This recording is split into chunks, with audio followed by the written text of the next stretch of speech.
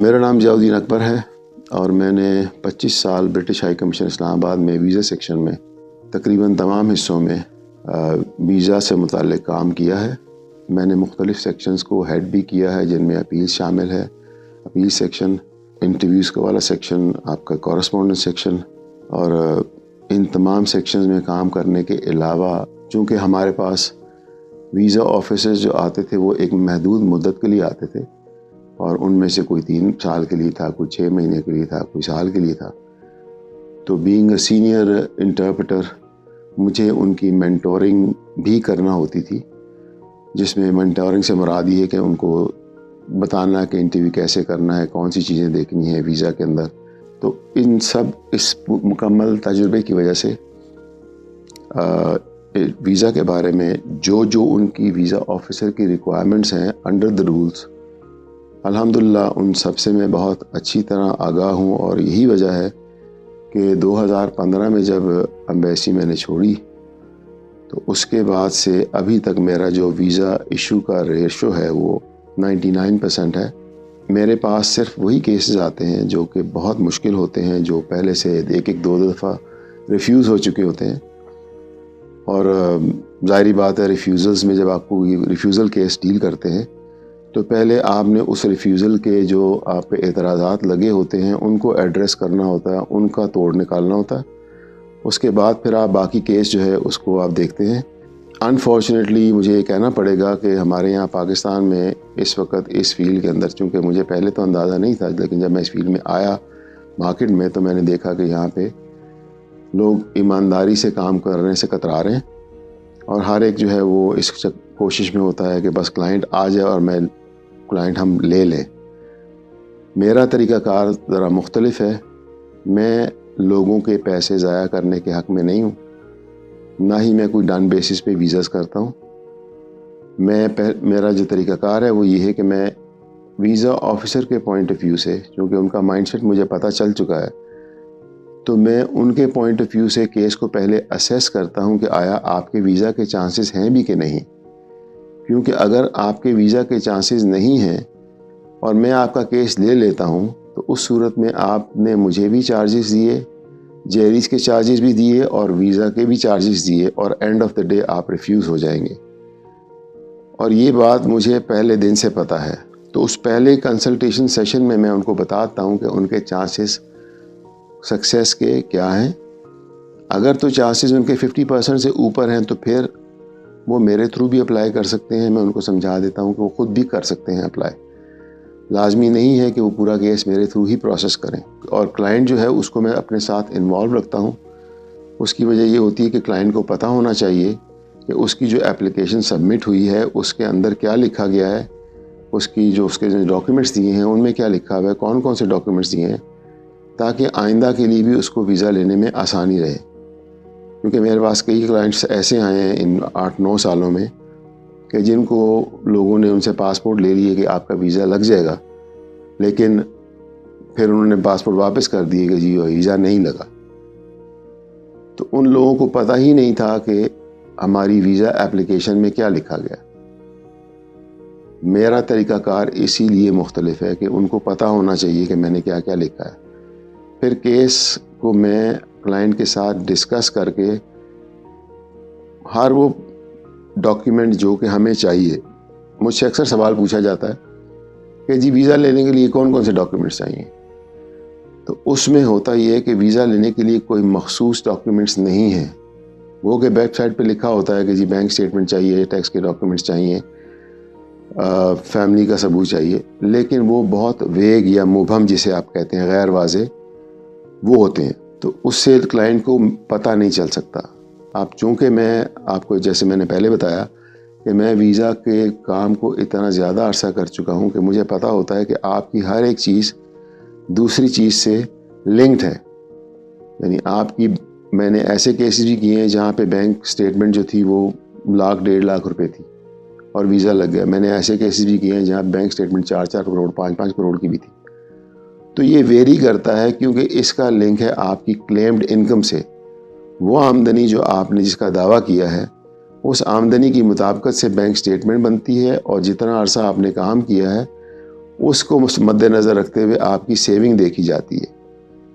मसलन अगर एक आदमी एक साल में 12 लाख रुपए कमाता है और उसको काम करते हुए 5 साल हुए, तो ज़ाहिरी बात है कि उसने 5 साल में 60 लाख रुपए कमाया।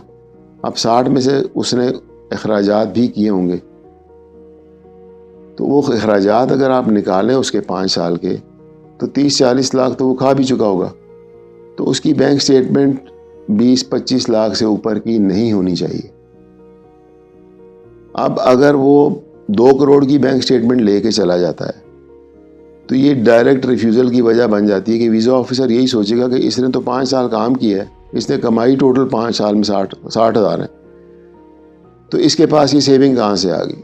तो फिर वो आपके लिए एक नेगेटिव, वही बैंक स्टेटमेंट जो आप अपनी तरफ से बहुत बेहतर लेके गए हैं कि जी मैं 1 करोड़ की बैंक स्टेटमेंट लेके जा रहा हूँ तो मुझे वीज़ा मिल जाएगा, वो आप बैंक स्टेटमेंट आपके लिए एक नेगेटिव पॉइंट बन जाती है।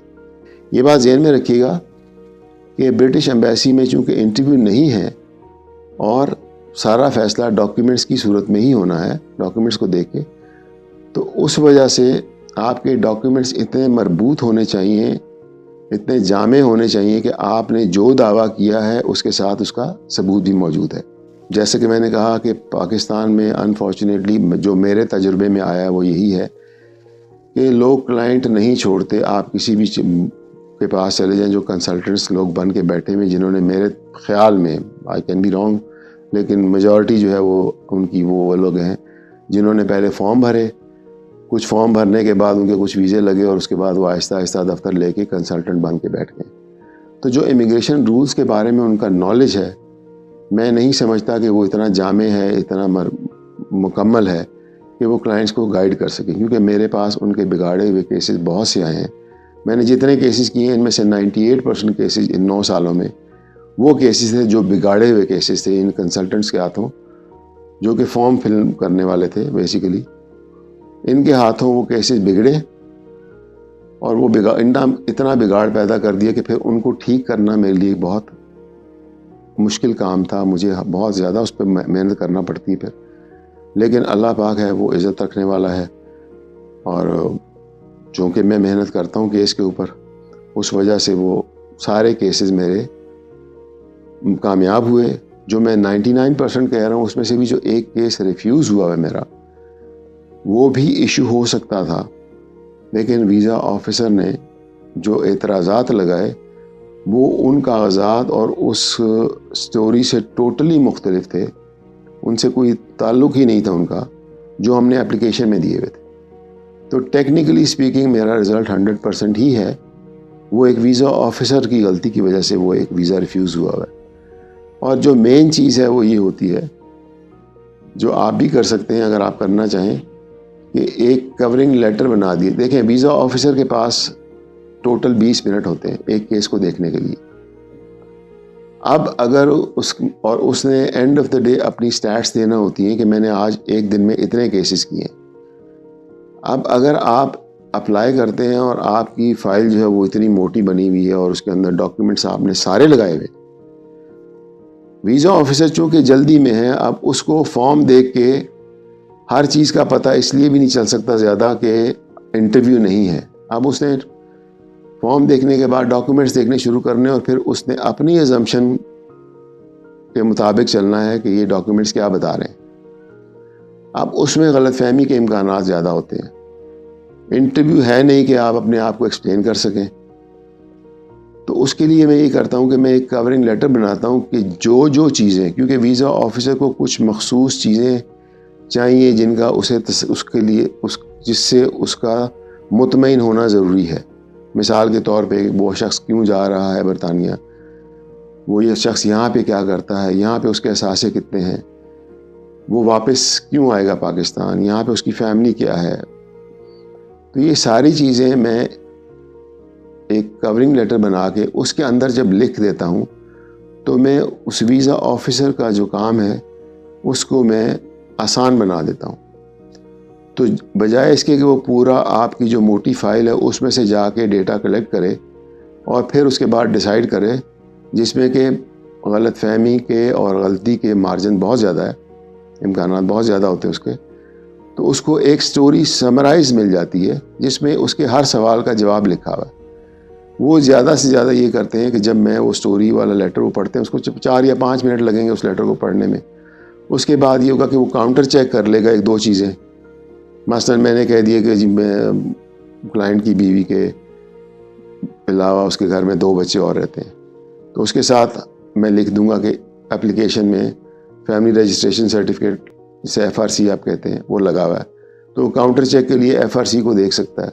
अगर मैं कहता हूँ कि बैंक स्टेटमेंट, बैंक में इतने मिलियन पड़े हुए हैं या इतने पैसे पड़े हुए हैं, तो काउंटर चेक के लिए वो बैंक को देख सकता है। 1-2 चीज़ों को देखने के बाद वीज़ा ऑफिसर को ये तसल्ली हो जाती है कि इसमें जो लिखा हुआ है उसके साथ उसने उसके सबूत भी दिए हुए हैं। तो उससे एक तो वीज़ा ऑफिसर का काम आसान हो जाता है। जो काम उसको 20 मिनट में करना मुश्किल होता है, वही काम उसका 5 से 10 मिनट में हो जाता है। उसका टाइम सेव हो जाता है। तो एक ऑटोमेटिकली आप उसका मूड ठीक कर देते हैं, उसका काम आसान बना के। फिर जो कवरिंग लेटर लिखा जाता है वो आम अंग्रेज़ी में नहीं लिखा जाता, उसके लिए मखसूस अल्फाज इस्तेमाल किए जाते हैं जिनके 2 मतलब ना हों, और जो सिर्फ पढ़ने वाला उस लेटर को इस तरीके जब पढ़े तो उसके जहन में कोई सवाल नहीं उठना चाहिए। अल्फाज का चुनाव ऐसा करना पड़ता है कि जो आप चाहते हैं वीज़ा ऑफिसर वही समझता जाए और उसी के मुताबिक उसका जहन जाए और दाएं बाएं ना जा सके। उसके जहन में सवाल नहीं उठने चाहिए। अगर वो इससे मुतमईन हो जाता है तो समझे कि आपका वीज़ा लग गया। और यही है मेरी कामयाबी का जो है अब तक का, अल्लाह के करम के बाद यही है कि मैं इस तरीके से काम करता हूँ। और लोग मेरे पास बहुत दूर दूर से आते हैं और रेफरेंस से आते हैं, और मेरा कोई भी क्लाइंट जो आज दिन तक मेरे पास आया है वो दोबारा किसी और के पास नहीं जाता। उसकी वजह यही है कि उसने मेरा वर्किंग स्टाइल देख लिया है कि ये जिस तरीके से काम करता है, और ईमानदारी शर्त है। 2 नंबर कागजात से मैं जिस कदर बच सकता हूँ मैं बचता हूँ, क्योंकि क्लाइंट से 2 नंबर कागज़ का बनवाना या उसको जमा कराना ये क्लाइंट का फ्यूचर तबाह कर सकता है, उस पर बैन लग सकता है। तो मेरी कोशिश होती है कि अगर एक कागज़ नहीं भी है तो उसके वही इंफॉर्मेशन देने वाला कोई मुतबादिल कागज़ मैं उसको बता दूं कि जिसकी वजह से वो इंफॉर्मेशन का सबूत बन के सामने आ सके। तो आपको 2 नंबर कागज़ भी नहीं बनाने पड़ते। 1 नंबर कागजात के साथ आप काम कर सकते हैं, अप्लाई कर सकते हैं। वीज़े की गारंटी जो है वो देना बहुत मुश्किल है, वो मैं कभी भी नहीं देता। और उसकी मेन वजह यही है कि वीज़ा मेरे दराज में नहीं है। जैसे कि मैंने आपको बताया कि मेरा एक केस रिफ्यूज़ हो चुका है, और उसका रिफ्यूज़ल जो है वो फैसला बिल्कुल गलत था। लेकिन चूँकि फ़ैसला वीज़ा ऑफिसर ने करना है, मेरे इख्तियार में तो नहीं है, तो इसलिए मैं, या कोई भी शख्स ये कहे कि जी मैं गारंटी देता हूँ कि वीज़ा लग जाएगा, तो वो गलत बयानी करेगा।